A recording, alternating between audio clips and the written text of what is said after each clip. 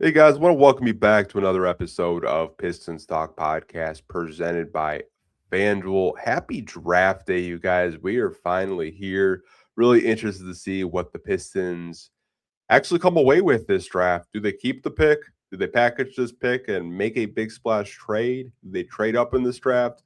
We're going to have to wait and see tonight at 8 o'clock when the draft does start. But we're going to be getting into a couple different things in today's episode. We'll be getting into the Trey Murphy stuff, Tyler Herro, Norman Powell's a new name to add to the list.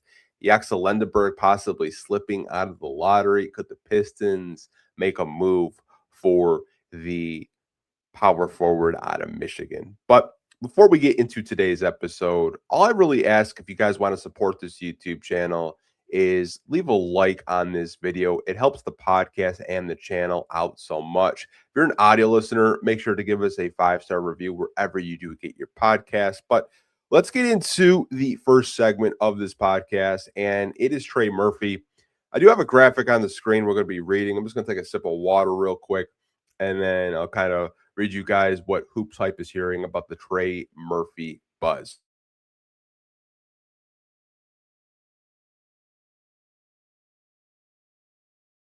Okay. So with the Trey Murphy buzz, it says the Pelicans are looking to trade Trey Murphy. It says Golden State has been one of many interested suitors in New Orleans, and the Pelicans are looking to trade Trey Murphy III. The two teams have discussed concepts involving a number 11 overall pick. For you guys that know, Golden State has the 11th overall pick in this upcoming draft.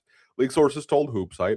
As previously reported by HoopsHype, the Pelicans have searched for a trade in the lottery targeting a player like Nate Ament out of Tennessee, and has been mentioned as one potential candidate for the Pelicans. All I had to do when I was looking up Nate Ament, I knew he played at Tennessee. He's in the DMV area, man. That's just such a Troy Weaver thing. If you guys remember, there was a DMV connection, Washington, D.C., Maryland, Virginia. Nate Amen is from Virginia. The DMV connection is still a thing with Troy Weaver, as he's a general manager with Joe Dumars with the Pelicans. But look out for the Warriors. The Warriors could be a team that could land Trey Murphy tonight. Multiple teams, also called the Pelicans this past trade deadline. And the teams included were the Golden State Warriors, the Detroit Pistons, the Indiana Pacers, Atlanta Hawks, Portland Trailblazers, San Antonio Spurs, and Lakers called to see what it would take per hoop site. Now, obviously, when you look at Golden State, they do have the highest pick that could possibly get Troy Weaver in New Orleans, Nate Ament. They do. The Pistons have the 21st overall pick in this draft, and we're going to kind of get into if the Pelicans can't really reach an agreement with a package centered around their first round draft pick, possibly Modus Moody, Brandon Pajemski, the Detroit Pistons could be another team that the Pelicans look to deal with. And this is another report from Michael Scotto of HoopsSite. It says if the Pelicans trade Trey Murphy to Detroit, they would want Isaiah Stewart. If any deal with Detroit ever came to fruition, expect Pelicans executive Troy Weaver to insist on reuniting with Stewart, one of his favorite players from his Pistons tenure. And listen, when Troy was here, one of the very first moves on draft night in 2020 was securing not only the Isaiah Stewart trade with Portland, but he also traded back up in the late first round to select Sadiq Bey. He's already got Sadiq Bey in New Orleans. He's collecting Infinity Stones. Now, if a trade did become on the table for the Pistons and Pelicans, Isaiah Stewart most likely would be included in a deal. And I know someone's going to be asking, like, okay, like Stu would be included in a Trey Murphy possible trade. Who else could possibly be involved in a trade with the Pistons and the Pelicans? Now, I'm just going to kind of give you guys my thinking type of framework that you could see. So, Isaiah Stewart obviously would be included in the Trey Murphy trade. I would assume you would involve this year's draft pick at 21 overall. They're probably going to ask for Ron Holland. They don't want Karis LeVert. I see people, they keep putting Karis LeVert in trade packages. He's a negative asset, you guys. No team wants Karis LeVert the way he played this past season. He's not a trade asset. We got him for one more year. We just have to stick with it. Okay? We got to stick with it. But I could see Marcus Sasser also being on Troy Weaver's radar. He's another guy that Troy Weaver traded back up in the first round during a SARS draft class to get. Maybe Marcus Sasser could get more playing time in New Orleans. I know they do have Jeremiah Fears, but those are the type of packages that you could possibly see. Maybe multiple first, Isaiah Stewart, Ron Holland, Marcus Sasser for Trey Murphy. And as Pistons fans, you kind of have to ask yourself, like, is it really worth, getting a guy to play at either the 2 or the 3 in a Detroit Pistons starting lineup? If they do trade for Trey Murphy, I would assume he plays more 2 guard next to Cade Cunningham. So you would have like a starting lineup of like Cade, Trey Murphy, the Star Thompson, possibly Tobias Harris if he resigns, and Jalen Duren. So that would kind of be your starting 5 if the Pistons were to be in play for a Trey Murphy. No, I think that the smoke with Troy Weaver wanting to get back into the lottery is real. That's why I think the Golden State Warriors make the most sense, in my personal opinion, because they do have pick 11. Nate Ament is kind of projected to go around 10 to 11. Could Milwaukee take him? I'm not really entirely sure after they did make the Giannis trade last night. Their roster construction is really wonky. I still feel that the Bucks and the Miami Heat trade with Giannis is going to kind of linger, and more teams are going to get involved. Much like what Sham said yesterday, when Houston made the Kevin Durant trade, it lingered on past the draft and into free agency and became a 7-team transaction. I could definitely see that being the case with everything we're going to be talking about with the Giannis trade. But again, it really depends how you view Trey Murphy. Do you think that if you were to trade for him and he plays next to Cade Cunningham, he could elevate to an all-star level type of player? I mean, he's playing on a very bad team right now. He's averaged 20 points a game, but around 15 shots a game. I don't know if he would be getting 15 shots a game in Detroit. He would have to share some of those touches with Cade Cunningham and Jalen Duren. But I think Trey Murphy does make sense. It just really depends what the price is. But again, if I did have to uh, kind of just put a take out there, I think Golden State is the one team that the Pelicans really want to get a deal done because Troy is falling in love with Nate Ament. Nate Ament either is going to be like Jabari Smith Jr. clone, or he could be those type of wings that front offices covet. Never really know. Never really know. Now, next thing we want to get into is Norman Powell. Now, after the Giannis trade, I think a lot of people were under the assumption that Norm Powell was just going to be in Miami. Now, there was a report from Hoops Hype as well about Norm Powell, and even Mark Stein and Jake Fisher picked up the same story of like what they're hearing. So it says a few executives who spoke with Hoops Hype believe Miami All-Star guard Norman Powell could be a new candidate to leave the Heat, and the Detroit Pistons are among teams who will be trying to pry him from South Beach, league sources told Hoops Hype. Now, here's my thing with Norman Powell. He is a little bit older of a 2 guard. He's probably the best available 2 guard and in free agency. Now, when you look at the Detroit Pistons cap space right away, I would say this, you guys. A lot of their cap is dependent on how much they pay Jalen Duren. So when you talk about free agency with the Pistons, what they would have available at their disposal would be a mid-level exception, right?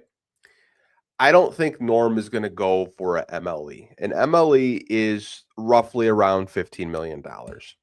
I think the Pistons would have to maneuver a couple of things to at least pay him market value. I think market value for Norm starts at like around $20 million. With the Giannis trade, the Heat do become pretty damn expensive. With Bam going to be a 40 plus $1 million center, Giannis still on a really large deal. Miami probably doesn't have the funds to re-sign Norm. So I think Norm is going to have a lot of suitors. We talked about the Chicago Bulls and the Brooklyn Nets yesterday. They still have cap space. They could be teams that could go after Norman as well. There is a front office connection with the Detroit Pistons, and I'll explain the connection for you guys that aren't connecting the dots. So Norm Powell played in Toronto, and a Toronto guy that we have in our front office is Dwayne Casey. Dwayne Casey knows Norm Powell very well. Now, I don't know if Dwayne Casey is like going to Trajan or going in the front office and saying, like, Norm could be a good addition to this team. He is a senior advisor. He's advising the team with, NBA draft, like what he thinks, what he sees. Could he be saying, like, hey, like, I know we need a two guard in this lineup. We need more 3-point shooting. Like, why not give a Norm Powell a shot in free agency if you can? I like Norm. I do. I just have a very hard time believing that he's going to go for more than an MLE. But I did want to talk about him for a couple minutes with you guys, because we talked about Tyler Herro the past couple of days on the podcast, and that's the next segment we're going to get into with Tyler Herro. There was a couple of situations where we thought Tyler Herro was going to be part of this Giannis trade. He still possibly could. The Pistons are still talking to Milwaukee right now to see what it could take. And that's the next graphic I am going to put on the screen for you guys with Tyler Herro. And this is what it says. This is from Hoops Hype as well. It says, elsewhere within league circles, there has been palpable chatter about the Pistons hoping to get involved in a Tyler Herro trade. Uh, or, excuse me, to get involved in the Tyler Herro trade and to land Herro while dangling assets such as Isaiah Stewart, Ron Holland, Duncan Robinson, draft compensation, excuse me, I cannot read today. League sources told Hoops Hype. Now, this is the same reporting that came from Amari Sankofa yesterday from the Free Press, that the Pistons are still very much in the Tyler Herro sweepstakes. They're still very much talking to the Bucks about possibly moving on from Isaiah Stewart, Ryan Holland, Duncan Robinson in draft compensation. I told you guys my opinion and my overall thoughts on it. I think that's a lot to trade to get Tyler Herro in Detroit. Now, he's in an expiring deal. Like, Tyler Herro is great when he's healthy, but he has not been the healthiest throughout his career. I think if you're packaging Isaiah Stewart and Ryan Holland, two of your better defenders, on your team right now, I think you would need a little bit more assets if you're Detroit. Like, you should not be giving up Isaiah Stewart, Ron Holland, Duncan, and draft compensation to get a Tyler Herro. You just shouldn't. I think he's a fine player. It's going to be an expiring deal for Tyler Herro, so I don't really know like where the Pistons' thought process is with that, but that's just my take on it. Okay, we're gonna be getting. Let's actually do this. We're gonna be getting into the Tyler Herro stuff right now. Okay, so we talked about it yesterday that the Detroit Pistons were still trying to get involved into the Giannis trade. Right, they're still trying. Now they're talking to the Milwaukee Bucks, and we do have a graphic to put on the screen for you guys. We're gonna be reading it. So it says Pistons hope to trade for Tyler Herro. This comes from Hoops Hype as well. elsewhere within league circles, there was palpable chatter about the Pistons hoping to get involved in the Tyler Herro trade to land Herro, while dangling assets such as Isaiah Stewart, Ron Holland, Duncan Robinson, and draft compensation, league sources told HoopSite. Now, we talked about this yesterday, and this was Amari's reporting as well of what he heard of Isaiah Stewart, Ron Holland, and Duncan Robinson. Um, the draft compensation is new. That's new. So I gave you guys my 2 cents on what I felt for the Pistons if they were going to try to get into a Tyler Herro sweepstakes. Involving Isaiah Stewart and Ron Holland, I think to me, those are your 2 best defenders, right?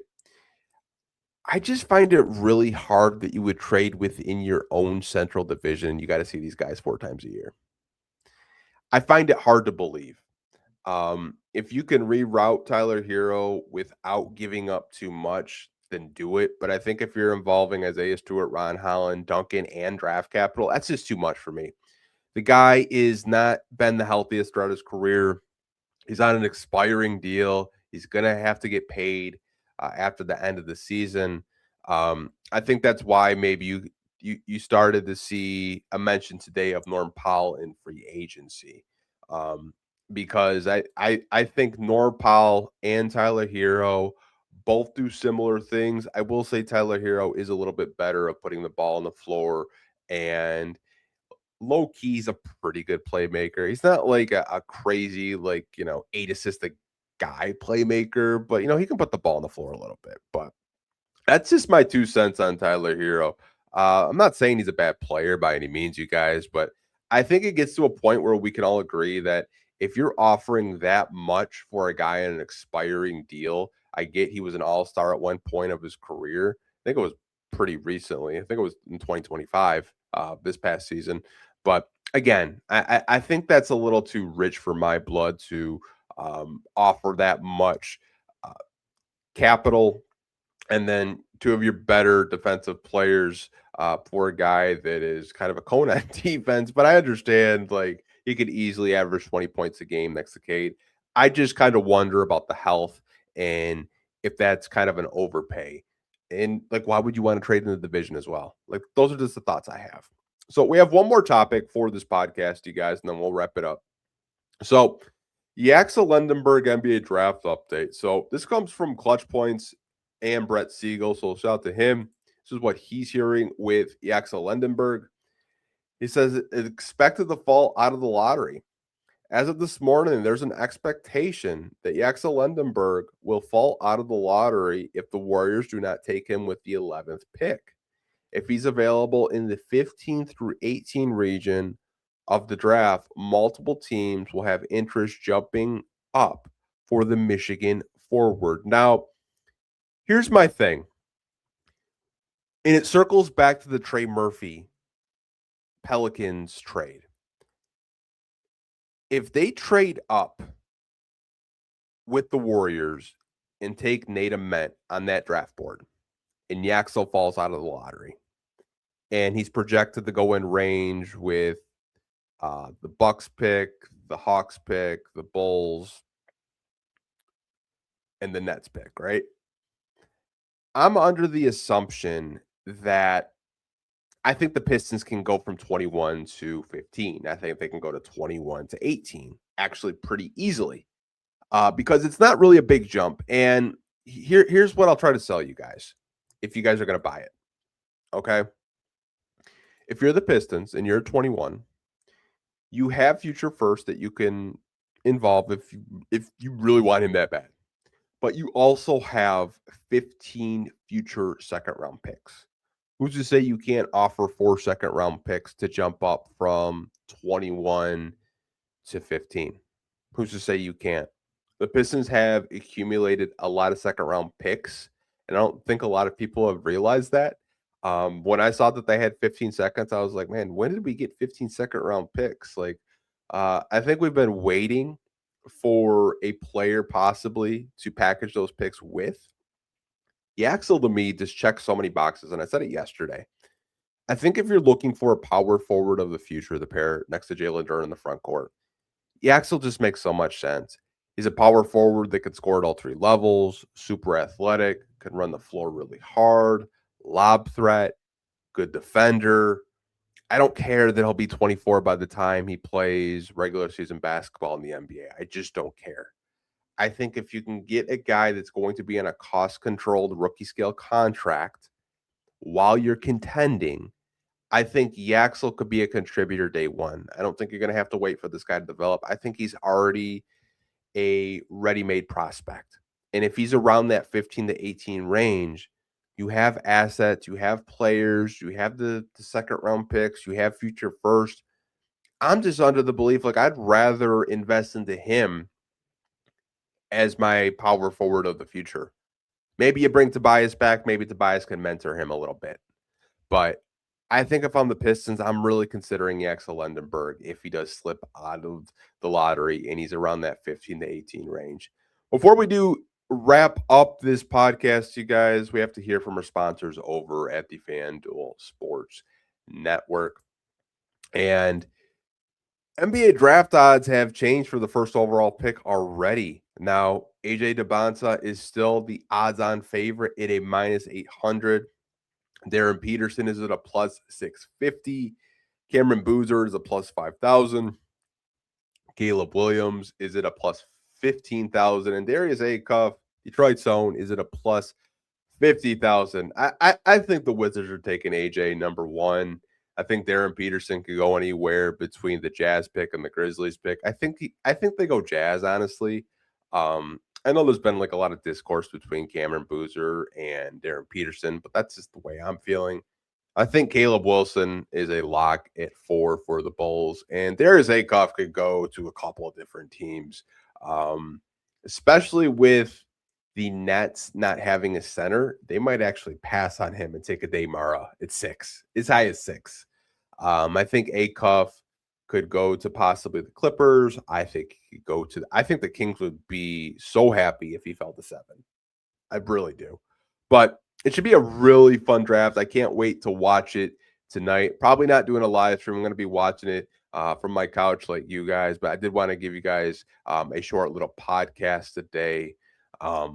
We'll probably be making a reaction video later through the night, depending on what does happen with the draft, whether there's trades, whether the Pistons stay at 21 and get a prospect, whether they trade up in the draft and get a prospect like a Yaxel or a Cameron Carr. But we will talk to you guys later tonight. Hope you guys are having a great rest of your day. And as always, go Pistons. Peace.